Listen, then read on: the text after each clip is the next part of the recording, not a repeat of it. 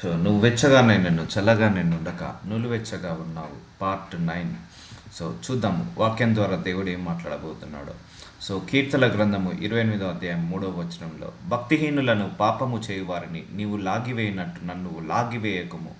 వారు దుష్టాలోచన హృదయంలో నుంచుకొని తమ పొరుగువారితో సమాధానంగా మాట్లాడుదురు. చూడండి ఇక్కడ వాక్యము, వారు దుష్టాలోచన హృదయంలో నుంచుకొని తమ పొరుగువారితో సమాధానంగా మాట్లాడుదురు. లేరా అండి ఇలాంటి వాళ్ళు లోకంలో ఉన్నారు. సో ముందటికేమో ప్రేమగా మాట్లాడతారు, ఆప్యాయంగా మాట్లాడతారు, కన్సర్న్గా మాట్లాడతారు, మన మీద జాలి చూపించినట్టు మాట్లాడతారు. కానీ వెనకాలేమో వాళ్ళు మన వెనకాల చెడుగా మాట్లాడతారు, మన వెనకాల గోతులు తీస్తారు. సో మన ముందేమో ఇంకొకరిని తిడతారు, ఇంకొకరి ముందేమో మనల్ని తిడతారు. సో అలాంటి క్యారెక్టర్ని ఎంటర్టైన్ చేయొద్దండి. ఆ గుణము మన లోపల ఉన్న ఎంటర్టైన్ చేయొద్దు, ఇంకొకరి లోపల ఉన్నా కూడా ఎంటర్టైన్ చేయొద్దు. ఎందుకంటే ఒకరు నీ గురించి మూడో పర్సన్ గురించి మాట్లాడుతున్నాడంటే మనము లేనప్పుడు కూడా ఇంకొకరు కూడా మాట్లాడతారని అర్థము. అది ఇంకొకరి దగ్గర మాట్లాడతారని మనం అర్థం చేసుకోవాలి. అలాంటి అన్నీ కూడా నీచమైన కార్యాలు, అవన్నీ అపవాది నుంచి వచ్చే కార్యాలండి. అవన్నీ అపవాది నుంచి వచ్చే ఆ, కార్యాలు, ఇవన్నీ అపవాది కార్యాలు అంటారు. ఒక మూడో పర్సన్ లేనప్పుడు రెండో పర్సన్ దగ్గర మాట్లాడడం అంటే, ఇప్పుడు ఇప్పుడు మనము ఒక ఫ్రెండ్ ఉన్నామండి, మన దగ్గర పాజిటివ్గా మాట్లాడి మన గురించి వేరే వాళ్ళ గురించి ఏమో చెడుగా మాట్లాడతాడు. మళ్ళా ఆ వేరే వాళ్ళ దగ్గరికి వెళ్ళినప్పుడు మన గురించి చెడుగా మాట్లాడతాడు. సో ఇది రెండు రకాల మనసులు, వీటిని ద్విమనస్కులు అంటారు, రెండు రకాల నాలుకలు అంటారు, నూనెవెచ్చని జీవితం అంటారు. లేదు, నీ మాట ఖండిస్తే ముఖం మీదనే ఖండించు. నువ్వు నువ్వు ఏమన్నా చేస్తే తప్పు చేసావని ముఖం మీదనే చెప్పు, కానీ వెనకాల చెప్పకు ఎప్పుడైనా కూడా. సో అలాంటి గుణం వాళ్ళను మనం నేను ఎంటర్టైన్ చేయనండి. నా లైఫ్లో ఇలాంటి వాళ్ళని ఎంటర్టైన్ చేయను. అందుకే నాతో మాట్లాడడానికి ఎవరు ఎక్కువగా ఇష్టపడకపోవచ్చు. బట్ ఇట్స్ ఓకే, దేవుడికి ఇదే గుణం నచ్చింది, అందుకే దేవుడు పిక్ చేసుకున్నాడు ఈ యొక్క జనాంగం నుంచి. వారు దుష్టాలోచన హృదయంలో నుంచుకొని తమ పొరుగు వారితో సమాధానంగా మాట్లాడుతారు. సో పొరుగువారితో సమాధానంగా మాట్లాడతారు. సో అర్థమైంది కదా అండి. ఇలాంటి వాళ్ళు లేరా అండి? లోపలికి మంచి, బయటకేమో చాలా బాగా మాట్లాడతారు, చాలా ఆప్యాయంగా మాట్లాడతారు, ప్రేమగా మాట్లాడతారు మన ముందు. అదే మన వెనకాల రెండో మనిషి అయిపోతాడు వాడు. సో వాళ్ళు అలాగా మాట్లాడుతుంటా అంటారు, ద్వేషాన్ని చూపిస్తూ అంటారు. సో ఇలాంటి గుణం మన లోపల ఉన్నా కూడా తీసేసుకోవాలి. Don't entertain the such character in our body. Okay, మన లోపల కూడా ఇలాంటి స్వభావం ఉందా, తీసివేసుకోవాలి. ముందటేమో మంచిగా మాట్లాడుతున్నాము, సమాధానంగా మాట్లాడుతున్నాము, ప్రేమగా మాట్లాడుతున్నాము, కన్సర్న్ చూపించినట్టు మాట్లాడుతున్నాము, కానీ వెనకాలేమో మాత్రము వాళ్ళ గురించి తిడుతున్నాము, లేకపోతే వాళ్ళ గురించి చెడుగా మాట్లాడుతున్నాము. ముందట బాగున్నా అంటున్నాం, వెనకాలనేమో బాగు కోరుకోవట్లేదు. అలాంటి గుణం మాత్రం అస్సలు కూడా ఉండద్దండి. దేవుడికి నచ్చని గుణము, నచ్చని గుణం. చాలామంది కూడా మనము చూస్తున్నాము ఈ సమాజంలో, ఇలాంటి మనుషులు చాలామంది ఉన్నారు. సో ఇలాంటి నునువెచ్చని జీవితం వద్దు వద్దు. అది దేవుడు సహించడు దేవుడు. ఒకవేళ ఎవరైనా తప్పు చేశారా, ముఖం మీదనే ఖండించు, ప్రాబ్లం లేదు, పిలిచి మాట్లాడు, ఇది తప్పు, ఇలా మాట్లాడద్దు ఇంకొకసారి. సో నా దగ్గర కూడా ఎవరైనా వచ్చి అలా మాట్లాడితే ఇంకొకసారి మాట్లాడద్దండి, తప్పు అని చెప్తాను. సో ఎందుకు అంటే అదన్నీ కూడా అపవాది పెట్టే శోధనలు, అపవాది పెట్టే తలంపులు, అపవాది పెట్టే క్రియలు, అవన్నీ కూడా అపవాది నుంచి వస్తున్న క్రియలు. వారి క్రియలను బట్టి, వారి దుష్క్రియలను బట్టి వారికి ప్రతీకారము చేయము. చూసారా, వాళ్ళ క్రియలను బట్టి దేవుడు ప్రతీకారం చేస్తాడు. సో ముందు ఒకలాగా వెనకాల ఉండే వాళ్ళకు తప్పకుండా పనిష్మెంట్ ఉంటుందండి. సో అలా ఎప్పుడు కూడా మనము ఎప్పుడు కూడా బిహేవ్ చేయకూడదు. ఎవరి క్రియలను బట్టి, వారి దుష్ట క్రియలను బట్టి వారికి ప్రతీకారము చేయము, వారు చేసిన పనిని బట్టి వారికి ప్రతీకారం చేయము, వారికి తగిన ప్రతిఫలమేమో. చూసారా, అలాంటి వాళ్ళకు కూడా ప్రతిఫలం ఉంటుంది. సో మనం కూడా అలాగా చేసామనుకోండి, మనకు కూడా ప్రతిఫలం ఉంటుంది. కొంతమందిని అయితే అర్థం చేసుకోలేకపోతున్నామండి.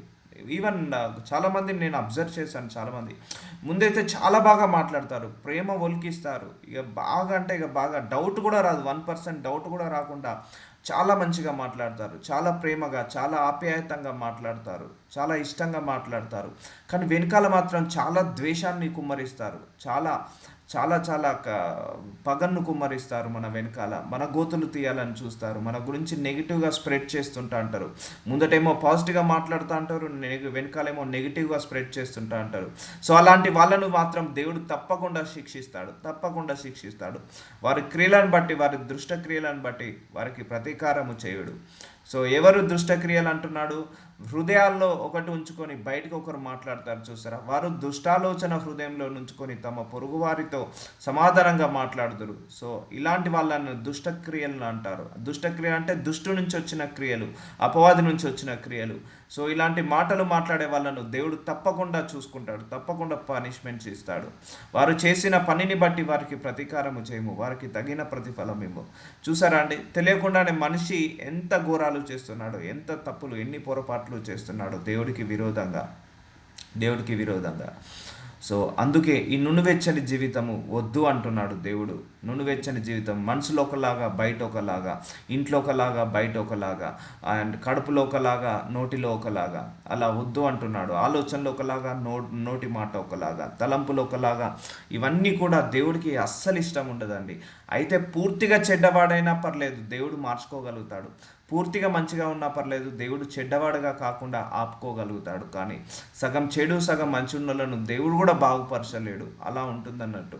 సో అలాంటి నునువెచ్చని జీవితం వద్దు. ఇవంతా కూడా అన్యులు చేసే పని, ఇదంతా కూడా నునువెచ్చని జీవితం. ముందటేమో భార్యతో ప్రేమగా మాట్లాడుతున్నావు, వెనకాలనే ఆ భార్య గురించే తిడుతున్నావు. ముందటేమో భర్తకు భయపడుతున్నావు, భర్త లేనప్పుడు ఆ భర్త గురించి అందరి దగ్గర చెడుగా మాట్లాడుతున్నావు. దీన్ని నునువెచ్చని జీవితం అంటారు. సో సో ఇలాంటి వాళ్ళు చాలా చాలా పొలిటికల్ మైండ్, చెప్పాలంటే ఇదంతా పొలిటికల్ మైండ్. ఇలాంటి అన్నీ కూడా నేను చాలా కంపెనీస్లలో చూశాను, ఫ్యామిలీస్లలో చూశాను. ఈవెన్ ఆ సంఘానికి వెళ్తున్నావు, ఆ సంఘ కాపరి చేత ప్రార్థన చేయించుకుంటున్నారు, ఆ సంఘ కాపరి చేత వాక్యాన్ని బోధించుకుంటున్నారు, వాక్యం చెప్తే వింటున్నారు, మళ్ళీ అదే సంఘ కాపరిని తిడుతున్నారు, అదే సంఘ కాపరిని తప్పుపడుతున్నారు. నునువెచ్చని జీవితం అది సరి అయినది కాదు. ముందు బాగా మాట్లాడుతున్నావు, ముందు ప్రార్థన చేయించుకుంటున్నావు ఆ సంఘ కాపరి తోటి, మళ్ళీ అదే సంఘ కాపరి తోటి నువ్వు చెడుగా మాట్లాడుతున్నావు. ఇవన్నీ కూడా నునువెచ్చని జీవితం. ఇవన్నీ ఎగ్జాంపుల్స్ చెప్తున్నాను. సో ఇలాంటి ఎగ్జాంపుల్స్ ఇంకా చాలా ఉన్నాయి, చాలా ఉన్నాయి, అనేకముగా ఉన్నాయి. ఈవెన్ ఇప్పుడు నేను తల్లిదండ్రులను చూస్తున్నాను. కొంతమంది తల్లిదండ్రులు పిల్లల గురించి చెడుగా మాట్లాడడం, పిల్లలను హింసలు పెట్టడం చూస్తున్నాను. సో అవన్నీ కూడా తగినవి కాదు. వాళ్ళ క్రియల చొప్పున దేవుడు వారికి తగిన ప్రతిఫలం ఇస్తాడు. ఎవరైనా గుర్తుపెట్టుకోండి, భూలోకంలో చేసిన తప్పులన్నీ అనుభవించిన తర్వాతనే మన శరీరంలో నుంచి ప్రాణం విడవాల్సి ఉంటుంది. అందుకే నువ్వు ఎన్ని తప్పులు, ఎన్ని పొరపాట్లు తక్కువ చేస్తే అంత అనుభవించడం తక్కువ అవుతుంటుందండి. సో చాలామంది కూడా వాళ్ళు చేసిన వాటికి మాత్రము అనుభవించకుండా అయితే ఈ లోకాన్ని విడిచి వెళ్ళడం అయితే ఉండదండి. సో అందుకే వాళ్ళు అంటున్నారు, ఇప్పుడు నవ్వుతో చేస్తున్నారు, తర్వాత ఏడ్చుకుంటూ అనుభవించాల్సి వస్తుంది. వృద్ధాప్యంలో కావచ్చు, ఒక ఏజ్ వచ్చిన తర్వాత కావచ్చు. వృద్ధాప్యంలో ఒకప్పుడు అంటే టైం పట్టేది, కానీ ఇప్పుడైతే ఇన్స్టెంట్గానే పనిష్మెంట్స్ వస్తున్నాయి. ఇన్స్టెంట్గానే ఈరోజు చేసిన తప్పుకి ఈ సంవత్సరంలోనే పనిష్మెంట్స్ వస్తుంటా ఉంటాయి. సో అందుకే ఎవరు చేసిన పనికి వాళ్ళకు ప్రతిఫలం ఇస్తుంటా అంటారు. కాబట్టి నవ్వుకుంటూ చేస్తున్నావు కావచ్చు ఈరోజు నవ్వుకుంటూ ఇతరులను తిడుతున్నావేమో, నవ్వుకుంటూ ఇతరులను ద్వేషిస్తున్నావేమో, విమర్శిస్తున్నావో ఏమో వెనకాల ఉండి, కానీ దాన్ని ఏడ్చుకుంటూ అనుభవించాల్సి వస్తుందండి. అందుకే అలాంటి ట్రాప్లు వద్దు. మన గురించి ఎవరైనా చెడుగా మాట్లాడరా, అది వాళ్ళకే థ్రెట్, మనకు థ్రెట్ కాదు. సో అందుకే హృదయంలో ఒకటి ఉంచుకొని పొరుగువారితో సమార్థంగా మాట్లాడే వాళ్ళందరూ కూడా దుష్టక్రియలు అంటున్నాడు. సో ఇలాంటి వాళ్ళను దేవుడు బ్లెస్ చేయలేడు, దేవుడు ఆశీర్వదించలేడు. సో ఈ గుణము మన లోపల ఉన్నా కూడా తీసివేసేసుకోవాలి. ఎవరైనా తప్పు చేస్తే పిలవండి, అయ్యా నువ్వు ఈ విషయంలో తప్పు చేస్తున్నావు అని చెప్పండి, దేవుడు ఇష్టపడతాడు. సో పొలిటిక్స్గా ఆడొద్దు, ముందట ఒకలాగా వెనకాల ఒకలాగా. చిన్నప్పటి నాకు ఈ గుణం లేదు. సో చాలామంది నన్ను ఎంటర్టైన్ చేశారు, ఇలా ఉండాలి, ఈ కంపెనీస్లలో జాబ్ చేయాలంటే ఇలా పొలిటికల్గా ఉండాలి, ఇలా హానెస్ట్గా ఉంటే నీకు ప్రమోషన్స్ రావు, లేకపోతే అందరు నిన్నే తొక్కేస్తారంటే నన్ను తొక్కే వాళ్ళు ఎవరూ లేరు. నేను దేవుడి చేతి కింద ఉన్నాను కాబట్టి ఎవరు కూడా నన్ను తొక్కలేరు, ఎవరు కూడా నన్ను ఆపలేదు.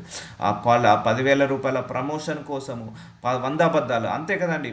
ఇప్పుడు పెద్ద పెద్ద కంపెనీలలో పెద్ద పెద్ద పొజిషన్లో ఉన్న వాళ్ళందరూ కూడా అనేక మందిని తొక్కి, అనేక మంది మీద చాడీలు చెప్పి, అనేక మందిని కూడా పాలిటిక్స్ ఆడి పెద్ద పొజిషన్కి రీచ్ అయిన వాళ్ళు చాలామంది ఉన్నారు, కోకొల్లలు ఉన్నారు.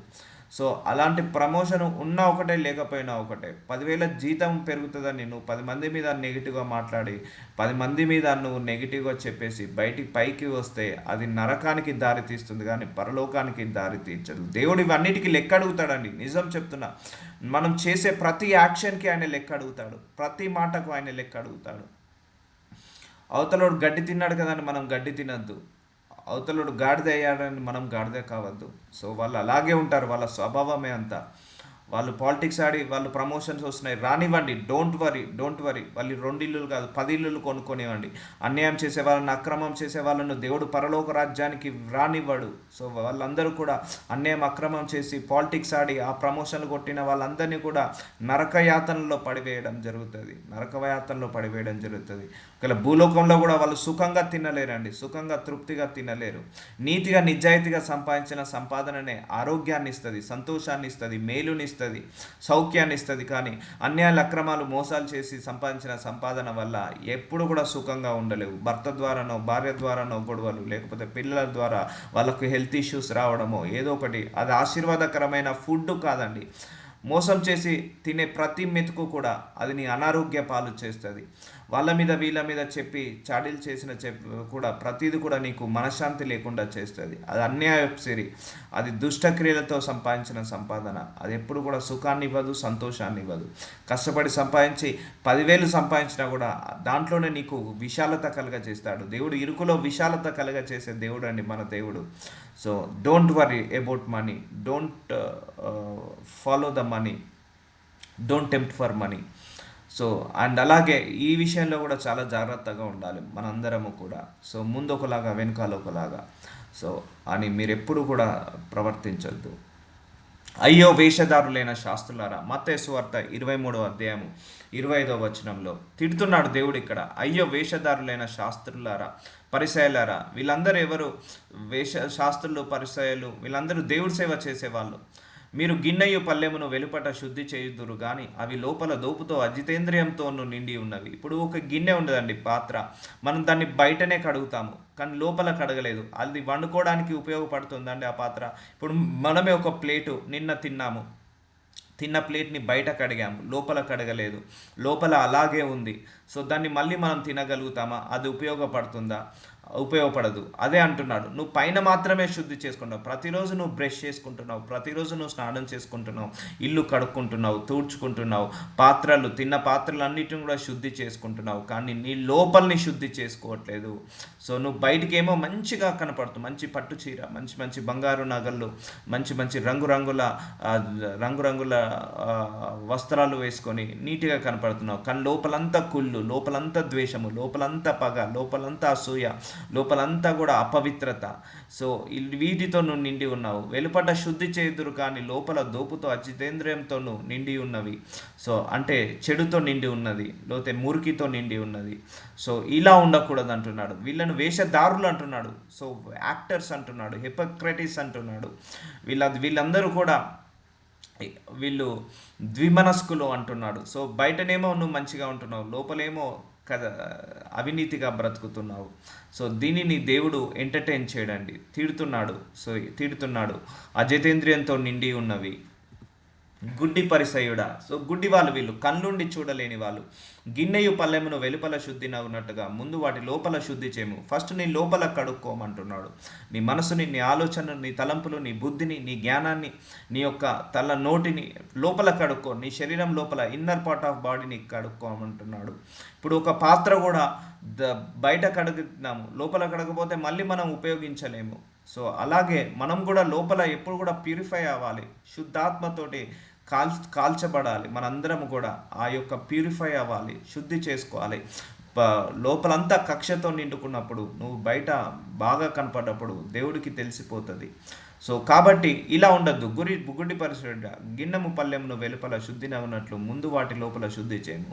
సో వీళ్ళందరూ బయటికి బాగా కనపడుతున్నారు, లోపల మాత్రం బాగా కనపడలేదు. అంటే వీళ్ళు ద్విమనస్కులు అని అంటున్నాడు. ఇలాంటి వాళ్ళు నునువెచ్చని జీవితం జీవిస్తున్నారు, నునువెచ్చగా ఉంటున్నారు. చూసారండి, మనం ఎక్కడెక్కడ తప్పులు చేస్తున్నామో దేవుడు వాక్యం ద్వారా తీసి చూపిస్తున్నాడు.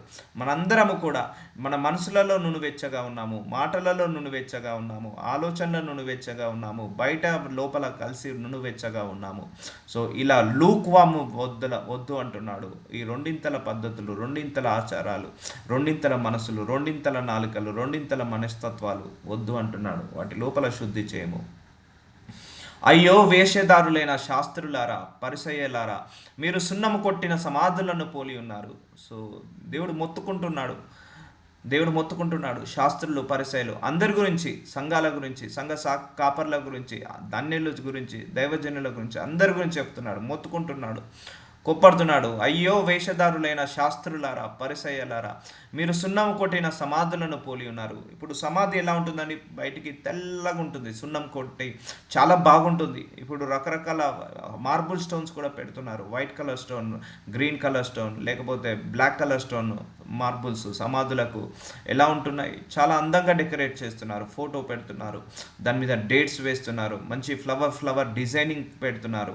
ఇప్పుడు ఆ సమాధి పైన అంతా కూడా మంచి ఒక రంగు రాళ్లతో కడుతున్నారు, సున్నం కట్టి కడుతున్నారు, బాగా అట్రాక్టివ్గా కడుతున్నారు. కానీ లోపల, ఆ సమాధి లోపల ఏముంటుంది? కుళ్ళిపోయిన శరీరం ఉంటుంది, కుళ్ళిపోయిన మాంసం ఉంటుంది, కుళ్ళిపోయిన ఎముకలు ఉంటాయి, ప్రాణం లేని జీవం ఉంటుంది అందులో. సో ఇలాంటి వాళ్ళు కూడా ప్రాణం లేని జీవం లాంటి వాళ్ళే, కూలిపోయినంటి వాళ్ళే. అందుకే అంటున్నాడు, మీరు సున్నం కొట్టిన సమాధులను పోలి ఉన్నారు. సో పోల్చుతున్నాడు, సమాధితో పోలుస్తున్నాడు. అంటే వాళ్ళంతా దిగజారిపోయారు. ఆ కాలంలో శాస్త్రులు, పరిసయ్యులు అంతగా దిగజారిపోయేంతగా వాళ్ళకు దేవుడు వాళ్ళతో పోలుస్తున్నాడు. సమాధి అంత దిగజారిపోయారు. అవి వెలుపల శృంగారముగా అగుపడను, బయటికి మాత్రం చాలా బాగా కనపడుతుంది. ఇప్పుడు మీరు వెళ్ళండి గ్రేవీ యార్డ్కి ఎప్పుడన్నా, ఆ సమాధి శ్మశానానికి వెళ్తే అది మన అన్నీ కూడా బాగా బాగా రంగు రాళ్ళతో, బ్లాక్ కలర్తో, వైట్ కలర్ మార్బుల్స్తో, కాస్ట్లీ మార్బుల్స్తో, మళ్ళీ దానిపైన ఫ్లవర్ డిజైన్స్తో, ఇంకా లీఫ్ డిజైన్స్తో, దానిపైన మంచి మంచి దైవ వాక్యాలతో, మంచి మంచి పెద్ద పెద్ద ఫొటోస్తో చాలా అట్రాక్టివ్గా ఉంటుంది. కానీ లోపల చచ్చిన వారి ఎముకలతో, సమస్త కల్మషంతోనూ నిండి ఉన్నది. చూసారా, సమస్త కల్మషంతో. సో బయటికేమో బాగా మాట్లాడుతున్నావు, లోపలంతా కల్మషమే. బయటికి బాగా మాట్లాడుతున్నావు, లోపలంతానేమో అపవిత్రతనే, అపరిశుద్ధతనే. సో దీనిని ఏమంటున్నాడు? నునువెచ్చని జీవితం అని అంటున్నాడు దేవుడు. లోపల ఒకలాగా, బయట ఒకలాగా, ఇంట్లో ఒకలాగా, బయట ఒకలాగా, నాల్కెలో ఒకలాగా, ఆలోచనలో ఒకలాగా, బుద్ధిలో ఒకలాగా, ప్రవర్తనలో ఒకలాగా, ఇవన్నీ కూడా దేవుడు అబ్జర్వ్ చేస్తున్నాడు, తిడుతున్నాడు అన్నాడు. సో ఇలా పోలి ఉన్నారు. వీళ్ళంతా ఎవరు? నునువెచ్చని జీవితం జీవించేవాళ్ళు, నునువెచ్చని జీవితం జీవించేవారు. ఇప్పుడు సమాధి లోపల ఎలాగైతే చచ్చిన ఎముకలు ఉంటాయో, ఇరిగిన ఎముకలు ఉంటాయో, నశించిపోయిన ఎముకలు ఉంటాయో, ఆ జీవం లేని శవం ఉంటుందో, అలాగే మనల్ని కూడా, అంటే ఇలా రెండు నాలుకల మనుషులు, లేకపోతే జీవం లేని, అంటే ఇట్లా రెండు పద్ధతులు లేని వాళ్ళను ఇలాగే దేవుడు పోలుస్తున్నాడు, కల్మషంతో నిండి ఉన్నవి. అలాగే మీరు వెలుపల మనుషులకు నీతిమంతులుగా నగపడుచున్నారు, కానీ లోపల వేషధారణతోనూ అక్రమంతోనూ నిండి ఉన్నారు. సో ఇది నునువెచ్చని జీవితం. సో వీళ్ళు ఇటు ఉండట్లేదు, అటు ఉండట్లేదు, బయటికి మాత్రం అందరి ముందు నీతిమంతులుగా కనపడుతున్నారు, మంచి నీతిమంతులుగా కనపడుతున్నారు. కానీ లోపల మాత్రము వేషధారణతో, అక్రమంతో, అసూయతో నిండుకొని ఉన్నారు. సో అందుకే చెప్తున్నాను, సేవ ఎప్పుడైనా గుర్తుపెట్టుకోండి, చాలా ప్యూర్ హార్ట్తో చేయాలి, ఏం ఎక్స్పెక్ట్ చేయొద్దు. చాలా చాలా చాలా ప్యూర్ హార్ట్తో చేయాలి. దేవుడికి తెలుసు ఇక్కడ వీళ్ళని తిడుతున్నది ఎవరిని? శాస్త్రులను, పరిసయ్యులను. సో ఎప్పుడైనా కూడా దేవసేవ మంచి మనస్సుతో చేయాలి, ప్యూర్ హార్ట్తో చేయాలి, శుద్ధ మనస్సుతో చేయాలి, లోపం లేకుండా చేయాలి. ఎందుకంటే మనము మనుషుల నుంచి తప్పించుకోవచ్చు, దేవుడి నుంచి తప్పించుకోలేము. సో సేవ చేసే వాళ్ళకు కఠిన తీర్పు ఉంటుంది ఎప్పుడైనా కూడా. అందుకే దేవుడు పౌలు ఒక భక్తుడు రాస్తాడు, మనము వాక్యం బోధించుచున్న మనము కఠిన తీర్పు తీర్చబడతామని, వాక్యం బోధించకుండా ఉండి అని అంటాడు. అలానే ఎంటర్టైన్ చేయొద్దు. మనం చేసే పని ఏదో చిత్తశుద్ధితో చేయాలి, నమ్మకంగా చేయాలి. నేను కోరుకున్నది అదే ఒకటే, నేను దేవుడికి నమ్మకంగా పని చేసి పెట్టాలి, దేవుడికి నమ్మకంగా, ఆయనకు మహిమకరంగా, ఆయన నోటి చేత నమ్మకమైన మంచి దాసుడని అనిపించుకోవాలి. ఎలాంటి దురాశ లేకుండా, ఎలాంటి అక్రమం లేకుండా, ఎలాంటి దుర్బుద్ధి లేకుండా, ఎలాంటి ధనాపేక్ష లేకుండా, ప్యూర్ హార్ట్తో, ప్యూర్ సోల్తో, ప్యూర్ మైండ్తో, ప్యూర్ థాట్స్తో దేవుడి సేవ చేయాలి. That is my goal, that is my goal. So ఇలాగా చేస్తున్నప్పుడు చాలా శోధనలు వస్తాయి, బట్ దేవుడు నిలబెట్టుకుంటాడు. ఎప్పటికైనా నీతి బయట నిలబడుతుందండి. ఇప్పుడు అన్యాయంగా, అక్రమంగా చేసేవాళ్ళు తొందరగా పాపులర్ అవుతారు, తొందరగా కూడా డౌన్ అవుతారు. నీతిగా, నిజాయితీగా చేసేవాళ్ళు స్టెప్ బై స్టెప్ పాపులర్ అవుతారు, స్టెప్ బై స్టెప్ ఎదుగుతారు, అలాగే స్టేబుల్గా ఉంటారు. సో అందుకే మీరు వెలుపల మనుషులకు నీతిమంతులుగా అగపడుచున్నారు, కానీ లోపల వేషణ ధారణతోనూ అక్రమంతోనూ నిండి ఉన్నారు. సో ఇది నునువెచ్చని జీవితంలో 2 ఎగ్జాంపుల్స్ దేవుడు ఇచ్చాడు ఈరోజు. అయ్యో వేషధారులైన శాస్త్రులారా పరిసయ్యులారా మళ్ళీ తిడుతున్నారు. మీరు ప్రవక్త సమాధులను కట్టించి నీతిమంతుల గోరీలను శృంగారించుచు సర్పములారా సర్ప సంతానమా నరశిక్షకు మీరేలాగూ తప్పించుకొందురు. ఇలాంటి వాళ్ళు తప్పించుకోలేరంటున్నారు శిక్షకు. సర్పములారా సర్ప సంతానం అంటే అపవాది పిల్లలు మీరు. ఇటు దేవుడు సేవ చేసుకుంటూనే అపవాదికి బానిసయ్యారు, ఇటు విశ్వాసిగా మారుతూనే అపవాదికి బానిసయ్యారు. మీరందరూ నరక శిక్షకు మీరు ఎలాగో తప్పించుకుందరు. సర్పములారా అంటే ఏంటి? As per the Bible snake is a Python is a snake is a devil. So అందుకే సర్ప సంతానములారా. సో ఒక దిక్కేమో దేవుడి పిల్లలని చెప్పుకుంటున్నావు, చేసే క్రియలన్నీ అపవాది క్రియలు. సో ఇవన్నీ కూడా మానుకోవాలి. సో అందరూ కూడా జెన్యున్ ఒకటే అండి, మళ్ళీ చెప్తున్నా, మనకు 100 మంది రిలేషన్స్ అవసరం లేదు. ఉండే ఒక 10 రిలేషన్ లేకపోతే ఒక్క రిలేషన్ అయినా జెన్యున్గా ఉండాలి. 10 మంది రిలేషన్స్ 100 మంది రిలేషన్స్ ఉన్నారు, జెన్యున్గా లేము. సో అది మనకే ఎఫెక్ట్ పడుతుంది. చాలామందిని చూశాను ఒకరికొకరు ముందటేమో ప్రేమగా మాట్లాడుకుంటారు, వెనకాలేమో చాలా నెగిటివ్గా మాట్లాడుకుంటారే. ఇది నునివెచ్చని జీవితం, 2 నాలుకల జీవితం. అస్సలు తగదు. తప్పు చేసావా, ఫోన్ చేసి నువ్వు ఇలా తప్పు చేసావు, ఇంకోసారి తప్పు చేయకు, దాట్స్ ఇట్. మళ్ళీ వెనకాల మాట్లాడకు, ముందటనే ఖండించేసాయి. దేవుడు చాలా చాలా ఇష్టపడతాడు. ఇప్పుడు యేసుప్రభు వారు ఇది ఎవరిని ఉద్దేశించి మాట్లాడుతున్నారు? వేషధారులు పరిసయ్యులు. ముందట కొప్పడుతున్నాడా, వెనకాల మాట్లాడుతున్నాడా? ఆయన ముఖం మీద తిడుతున్నాడు, ముఖం మీద మాట్లాడుతున్నాడు, ముఖం మీదనే ఖండిస్తున్నాడు వాళ్ళందరినీ కూడా. మళ్ళీ ఆయన వెనకాల ఎవరి గురించి చెడుగా మాట్లాడాడండి యేసుప్రభు వారు. మీరు కావాలంటే బైబిల్ మొత్తం చూడండి. ఇక్కడ అయ్యో వేషధారులైన పరిసయ్యులారా శాస్త్రులారా అని వాళ్ళ ముందే తిడుతున్నాడు, వాళ్ళ ముందే కోప్పడుతున్నాడు, వాళ్ళ ముందే ఖండిస్తున్నాడు, వాళ్ళ ముందే విమర్శిస్తున్నాడు. మళ్ళీ వెనకాల కోప్పడాడు ఆయనే. మళ్ళీ వెనకాల వాళ్ళ గురించి ఎప్పుడు కూడా చెడుగా మాట్లాడలేదు. కావాలంటే బైబిల్లో రిఫరెన్స్ చేయండి. సో అలా ఉండాలి. Be like a Jesus Christ. ఏమని ఎంకరేజ్ చేస్తున్నాడా తప్పు చేశారని? మీరు సమాధులు పోలి ఉన్నారు, మీరు బయట కడుక్కుంటున్నారు కానీ గిన్నెలను లోపల కడుక్కోవట్లేదు. ఇట్లా 2 ఉపమానాలు చెప్పి వాళ్ళకు బుద్ధి చెప్తున్నాడు, వాళ్ళను ఖండిస్తున్నాడు. ఇలాంటి వాళ్ళు నరక శిక్షణకు ఎలాగో తప్పించుకుంటారు, మీరు తప్పించుకోలేరని ముఖం మీదనే మాట్లాడుతున్నాడు. మళ్ళీ వీళ్ళని ముఖం మీద తిట్టాడు కదా, మళ్ళీ వెనకాల నెగిటివ్గా మాట్లాడాడండి. ఎందుకంటే వీళ్ళ కోసం కూడా యేసుప్రభు వారు చనిపోబోతున్నాడని ఆయనకు తెలుసు కాబట్టి. సో చూసారండి, ఎలా ఆపరేట్ చేయాలి, వాక్యాన్ని ఎలా ఆపరేట్ చేయాలి, మన ఆత్మీయతను ఎలా ఆపరేట్ చేయాలి, ఇవన్నీ కూడా చూసుకోవాలి. అవునండి, మనం ఉన్న లోకంలో చాలా శోధనలు వస్తాయి, తట్టుకోలేని వేదనలు. ఇలా బ్రతకడము చాలా కష్టము చెప్పాలంటే. అందరితో నలుగురిలో కలిసి బ్రతకడం చాలా ఈజీ, కానీ నలుగురు నుంచి సపరేట్ అయి బ్రతకడం అనేది చాలా చాలా కష్టం, చాలా ఇబ్బంది, చాలా శ్రమలు, చాలా అవమానాలు, శ్రమలు, పోరాటాలు వస్తాయి. బట్ అయినా కూడా పర్లేదు, స్టిక్ విత్ గాడ్. ఆ సఫరింగ్ ఉంది చూసారా అండి, అందులో నుంచే పరలోక రాజ్యం బయటికి వస్తుంది, అందులో నుంచే మన లోపల నుంచి మహిమను బయటికి తీసుకొస్తాడు ఆ సఫరింగ్లో నుంచి. అందుకే అందరు ఉన్నట్టుగా మనం ఉండొద్దు, అందరు మాట్లాడినట్టుగా మనం. లోకమంతా నునువెచ్చని జీవితమే, 100 to 100%. ఎవరినైనా తీసుకోండి, లోపలంతా ద్వేషము, లోపలంతా పగ, లోపలంతా అసూయ, పైకి మాత్రం తీయని మాటలు, తేనె పోసిన మాటలు. ఇప్పుడే చక్కెర నోట్లేసుకొని మాట్లాడతారు, ఇప్పుడే నోట్లే తేనె పోసుకొని మాట్లాడతారు. అలాంటి మాటలు మాట్లాడే వాళ్ళు చాలామంది ఉన్నారు. దరిద్రం ఏంటంటే కుటుంబ సభ్యులలో కూడా అలాగే తయారైపోయారు. సో మన బంధుమిత్రులలో అలాగే తయారయ్యారు. ఒకప్పుడు అలా లేకుండే, ఇప్పుడంతా కూడా నాశనం అయిపోయింది. సర్ప సంతానమా అంటున్నాడు.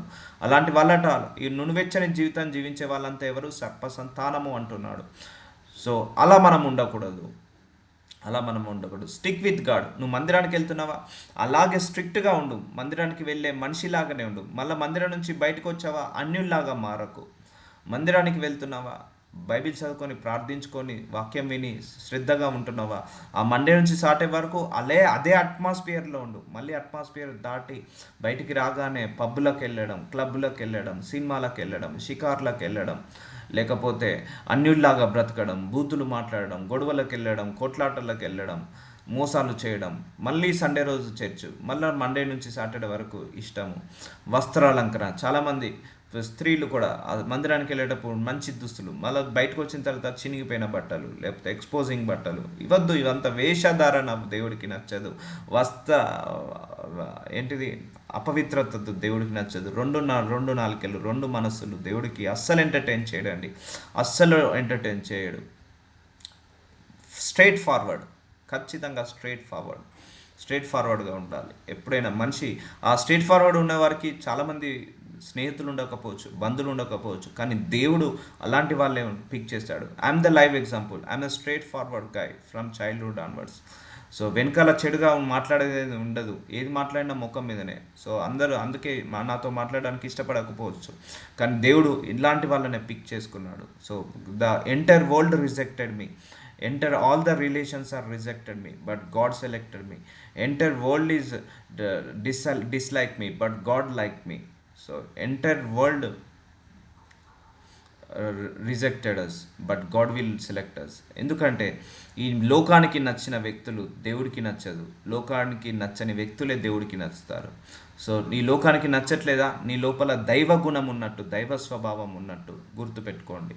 సో ఇవన్నీ కూడా నన్ను కూడా ఇలాంటి అనుభవాల గుండా తీసుకెళ్ళాడు దేవుడు. అందుకే నేను ఇంత కాన్ఫిడెంట్గా చెప్తున్నాను అంటే, ఒకప్పుడు ఈ ప్రవర్తన, ఈ నునివెచ్చని జీవితం నాలో ఉండేది కాదు, స్ట్రైట్ ఫార్వర్డ్ ఉండేది. ఈ ప్రవర్తన చాలామందికి నచ్చేది కాదు, కానీ నేను వాక్యం చదివిన తర్వాత దేవుడికి ఈ గుణమే నచ్చిందని అర్థమైంది. అయితే నువ్వు నీ మాట అవునంటే అవును, కాదంటే కాదు. ఎస్, అలాగే ఉండేది నా మాట, ఖచ్చితంగా ఖండితంగా ఉంటుంది నా మాట, ఒక ఫైర్ లాగా ఉంటుంది. సో ఒక స్పష్టంగా ఉంటుంది, క్లారిటీగా ఉంటుంది. సో అంతేకాని ముందట ఒకలాగా వెనకాల ఒకలాగా, సో అలా ఉండదండి. ఆ స్వభావం లేనే లేదు. అది చిన్నప్పటించే దేవుడు నాకు అలా టీచ్ చేసుకుంటూ వచ్చాడు. So glory to God. So అది చాలా డేంజర్ అది. ఓకే, 1 తిమోతికి రాసిన 4:1 అయితే కడవరి దినములలో కొందరు అబద్ధకులు వేషధారణ వలన మోసపరచు ఆత్మల యందును. చూసారా, కడవరి దినము. సో మనందరం కడవరి దినములే అండి, ఇవన్నీ కూడా కడవరి దినాలే. కొందరు, అందరిని అనట్లేదు దేవుడు, కొందరు అబద్ధికులు వేషధారణ మోసపరచు ఆత్మల యందును దయ్యాల బోధయందును లక్ష్యముంచి విశ్వాస భ్రష్టులగుదరని ఆత్మ తేటగా చెప్పుచున్నాడు. సో ముందుగానే హెచ్చరిస్తున్నాడు.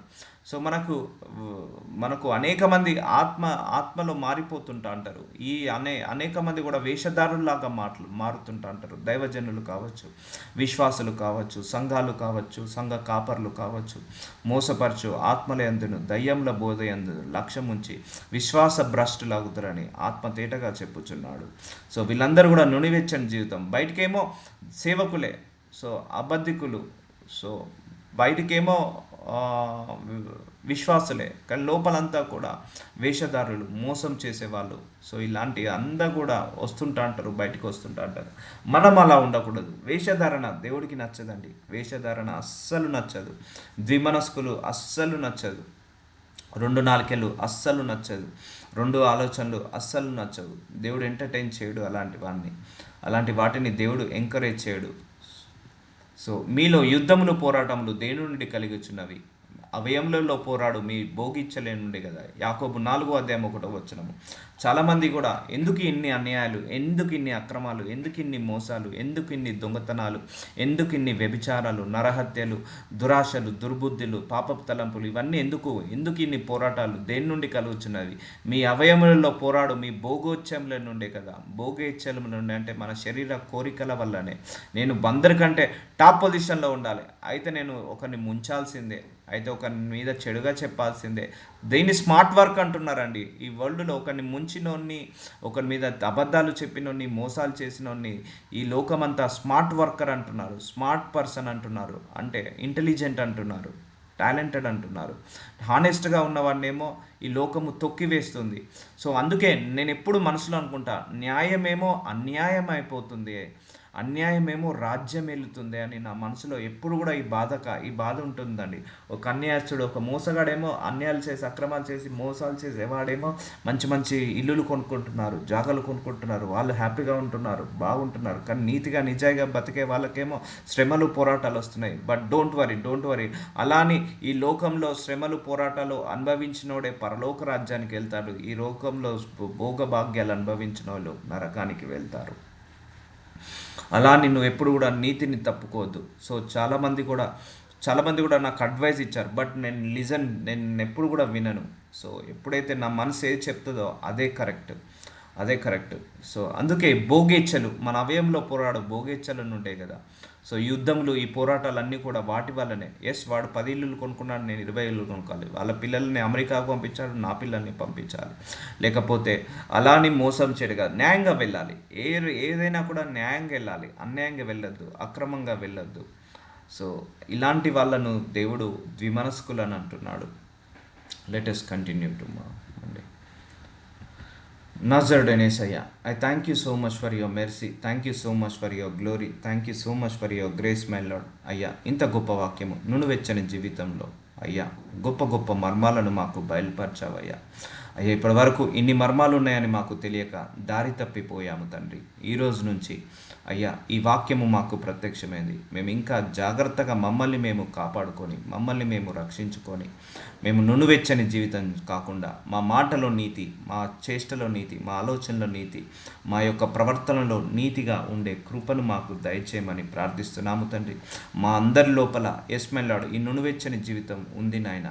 వాటి నుంచి మమ్మల్ని కంప్లీట్గా విడుదల కలిగించి, మా మాట అవునంటే అవును, కాదంటే కాదు, మా ప్రవర్తన అవునంటే అవును, కాదంటే కాదు, అలా స్ట్రిక్ట్గా స్ట్రైట్ ఫార్వర్డ్గా ఉండే ముక్కుసూటిగా వెళ్ళే కృపను దయచేయమని ప్రార్థిస్తున్నాను తండ్రి. అవును తండ్రి, అలాంటి వాళ్ళకి లోకం ఇష్టం ఉండదు, కానీ మీకు ఇలాంటి వాళ్ళంటేనే ఇష్టము అని వాక్యం ద్వారా బోధించావు నాయన. Thank you. మమ్మల్ని అందరినీ కూడా మరొకసారి ప్యూరిఫై చేసుకోవడానికి వాక్యం ద్వారా మా లోపాలను మాకు బయలుపరిచావు. వాక్యం ద్వారా మా తప్పులను, మా పొరపాట్లను గ్రహించేలాగా మాకు జ్ఞానాన్ని దయచేసావు. మాలో ఉన్న చీకటిని, మాలో ఉన్న అజ్ఞానాన్ని, మాలో ఉన్న అవివేకాన్ని తీసివేసి ఈ జ్ఞానంలోకి నడిపిస్తున్నందుకు మీకే మహిమ, ఘనత, ప్రభావము కలుగును గాక. Amen, amen.